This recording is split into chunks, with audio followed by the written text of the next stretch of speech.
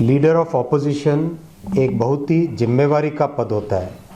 हमारी संसदीय व्यवस्था में लीडर ऑफ ऑपोजिशन ऐसे गरिमापूर्ण तरीके से करने वाले स्वर्गीय वाजपेयी जी, श्री अडवाणी जी, स्वर्गीय सुषमा जी, ऐसे ऐसे लोग रहे हैं। राहुल जी ने पहली बार कोई जिम्मेदारी संभाली है। हमेशा ज़िंदगी में पावर एंजॉय करना लेकिन जिम्मेदारी नहीं रखना, लेकिन पहली बार जिम्मेदारी संभालने के बावजूद आज उन्होंने अति गैर जिम्मेवाराना स्टेटमेंट्स दिए हैं, जिसकी आपके सामने मैं स्पष्ट तथ्यों के साथ रखना चाहता हूँ। राहुल जी ने कहा कि अग्निवीर में शहीदों को कोई कंपनसेशन नहीं दिया जाता। इससे बड़ा झूठ कोई नहीं हो सकता।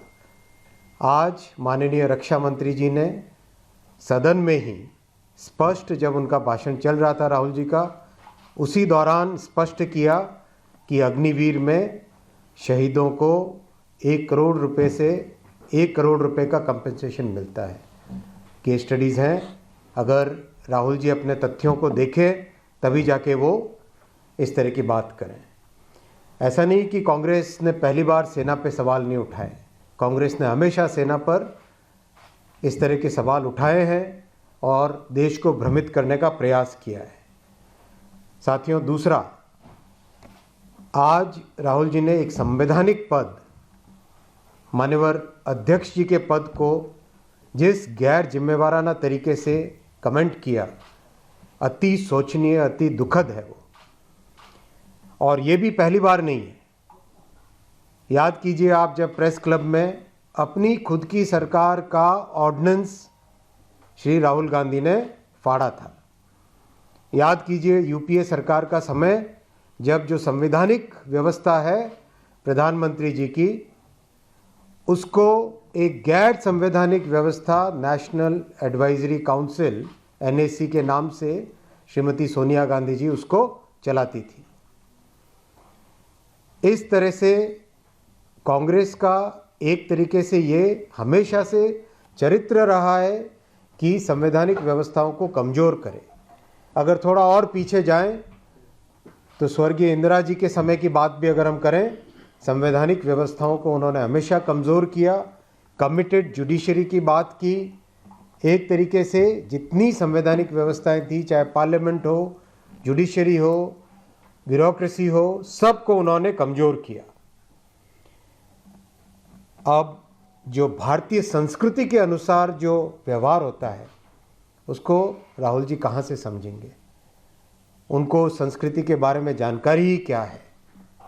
आज उन्होंने एक संवैधानिक पद का बहुत बड़ा अपमान किया है। साथियों, तीसरी जो बहुत भ्रामक बात कहने की कोशिश की श्री राहुल गांधी ने, अयोध्या में कॉम्पेंसेशन की बात। अयोध्या में कॉम्पेंसेशन के बारे में ऑलरेडी प्रदेश सरकार ने, प्रशासन ने क्लियर आंकड़े दिए हैं जो आप सबके सामने हैं। 1253 करोड़ रुपए का कंपनसेशन जहां जहां करीब 4215 शॉपकीपर्स जो अफेक्ट हुए हैं उनको दिए जा चुके हैं। इसके अलावा भी रीलोकेशन किया गया है।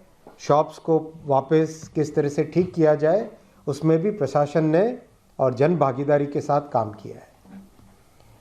मैं जो सबसे चिंताजनक विषय है, जो सबसे गंभीर विषय है, अब उस पर आता हूँ। आज राहुल गांधी ने संपूर्ण हिंदू समाज को हिंसक बताया है, असत्यवादी बताया है, घोर अपमान किया है हिंदू समाज का। और ये पहली बार नहीं है, ये कांग्रेस की पुरानी पद्धति है। 2010 में तत्कालीन गृह मंत्री श्री पी चिदम्बरम ने हिंदुओं को आतंकवादी कहा था। 2013 में तत्कालीन गृह मंत्री, पूर्व गृह मंत्री सुशील शिंदे जी ने हिंदुओं को फिर से आतंकवादी कहा था। 2021 में राहुल जी ने कहा था हिंदुत्ववादियों को देश से बाहर निकाल देना चाहिए। और आज संपूर्ण हिंदू समाज को हिंसक कहा, असत्यवादी कहा। ये राजनीति की एक ऐसी परिस्थिति श्री राहुल गांधी ने आज लीडर ऑफ ऑपोजिशन के पद की गरिमा को इतना नीचा किया है, इतना कमज़ोर किया है और राजनीति को एक ऐसे लेवल पे लेके गए हैं जो कि निंदनीय है। संपूर्ण देश श्री राहुल गांधी के इस बयान से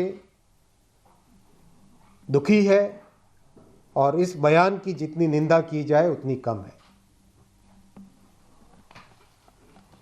हिंदुओं को हिंसक बताना, हिंदुओं को असत्यवादी बताना, पार्लियामेंट के डिबेट के दौरान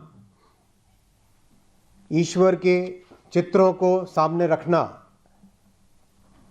राजनीति को उससे जोड़ना, एक ऐसा लेवल डिबेट का ये किसी भी तरीके से एलओपी को शोभा नहीं देता। अब कुछ जोड़ो।